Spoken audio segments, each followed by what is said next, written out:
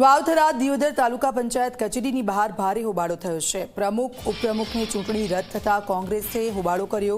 ચૂંટણી અધિકારી સાથે ઘર્ષણ થયું। અધિકારી સાથે ઘર્ષણનો આ વિડીયો વાયરલ થઈ રહ્યો છે। બનાસકાંઠાના સાંસદ ગેનીબેન ઠાકોર પંચાયત કચેરીએ હાજર રહ્યા છે।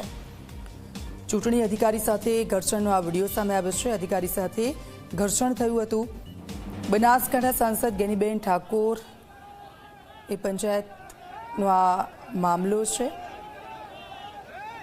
પંચાયત કચેરીએ જ્યારે ગેનીબેન ઠાકોર હાજર થયા અને ત્યારે ભારે હોબાળો થયો હતો। દિયોદર તાલુકા પંચાયતની બહારના દ્રશ્યો છે। અધિકારી સાથે ઘર્ષણનો આ વિડીયો સામે આવ્યો છે।